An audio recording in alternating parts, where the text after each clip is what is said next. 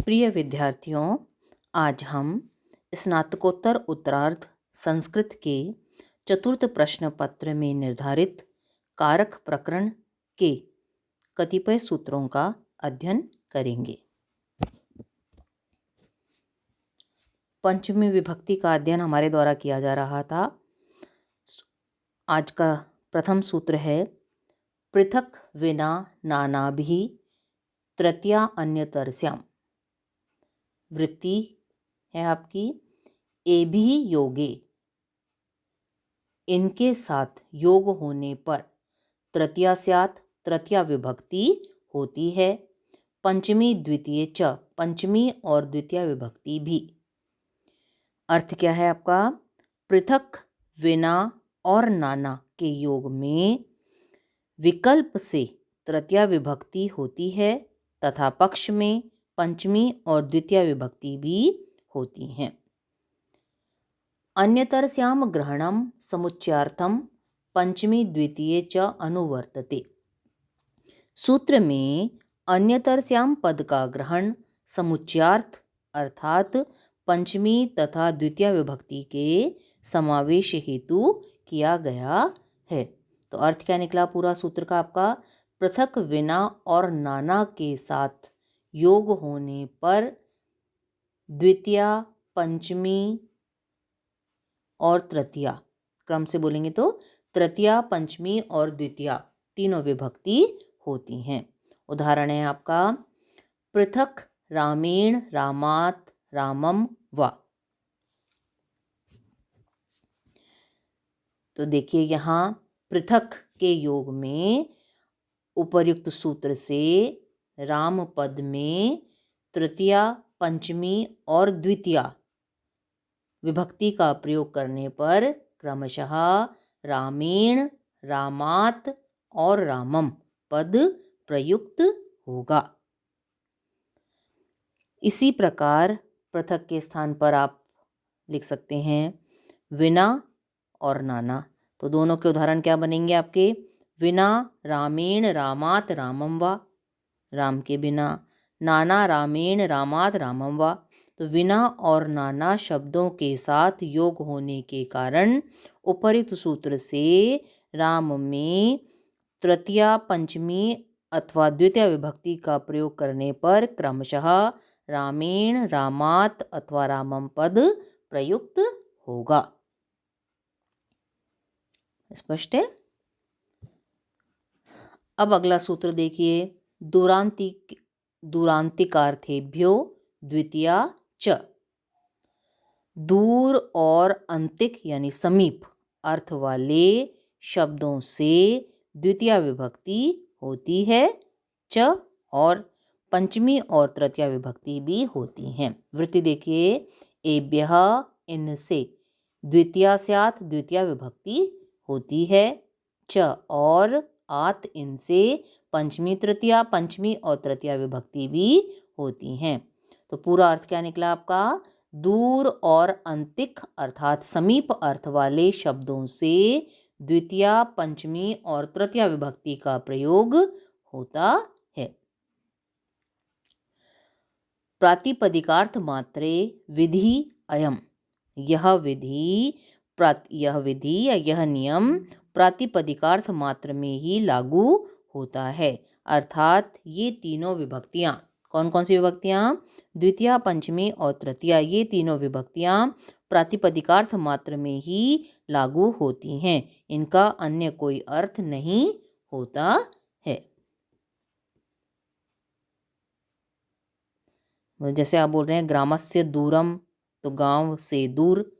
ग्रामस्य दूरात, गांव से दूर से नहीं, अब दूरात का मतलब यहाँ है ना, तो केवल इनका अपना कोई अर्थ नहीं है, ये केवल प्रातिपदिकार्थ मात्र में दूर अर्थ में प्रयुक्त हो रही हैं। उदाहरण देखिए, ग्रामस्य दूरम दूरात दूरेण वा। और अंतिक का लेंगे तो ग्रामस्य अंतिकम अंतिकात अंतिकेन वा।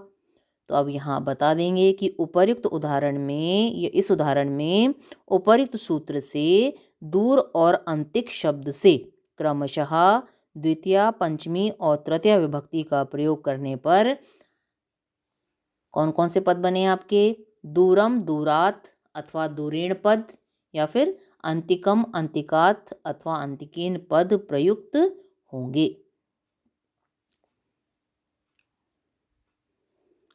एक विशिष्ट बात यहाँ कह रहे हैं आप, देखिए आवृत्ति में असत्ववचनस्य इति अनुवृत्ते ने है, तो यहाँ पर असत्ववचनस्य पद की अनुवृत्ति होगी। इस सूत्र में जब हम इसकी व्याख्या करेंगे तो असत्ववचनस्य पद का भी प्रयोग करेंगे।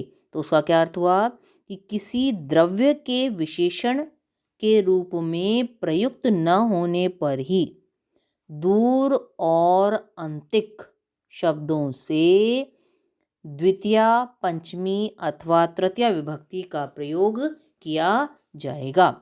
यदि किसी द्रव्य के विशेषण के रूप में दूर या अंतिक शब्द का प्रयोग होता है तो इनमें इस सूत्र से द्वितीया, पंचमी अथवा तृतीया विभक्ति नहीं होगी, अपितु नियमानुसार प्रथमा विभक्ति का प्रयोग किया जाएगा। जैसे अदूरः पंथा, जैसे दूरः पंथा। तो यहाँ कहते हैं कि यहाँ नियमानुसार पंथा के विशेषण के रूप में प्रयुक्त होने के कारण दूरः में द्वितीया, पंचमी अथवा तृतीया का प्रयोग न करके नियमानुसार प्रथमा का प्रयोग किया है। द्रव्यवाची पंथा के विशेषण के रूप में प्रयुक्त होने के कारण दूरः में द्वितीया, तृतीया अथवा पंचमी का प्रयोग न करके नियमानुसार प्रातिपदिकार्थ, लिंग, परिमाण, वचन मात्रे प्रथमा से प्रथमा का प्रयोग किया गया है।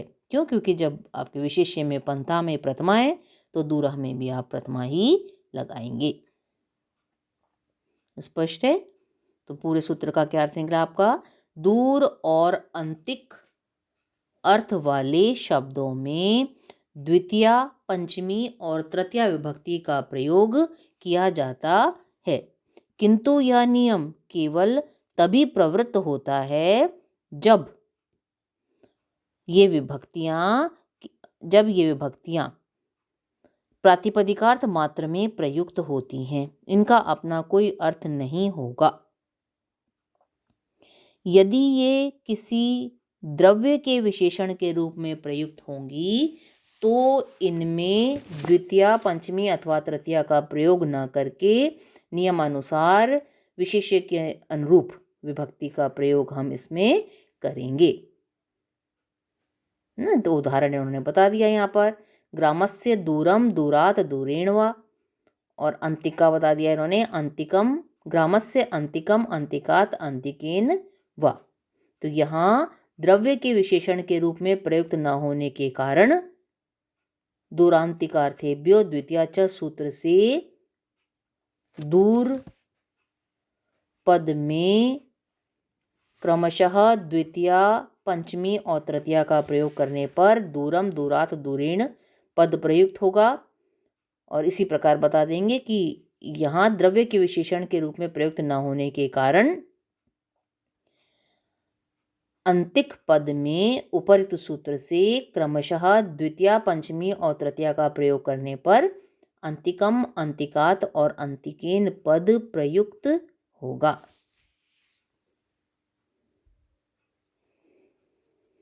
अब इन दोनों सूत्रों को आप ध्यान से देख लीजिएगा। अगर इसमें कोई समस्या आती है तो आप पूछ सकते हैं।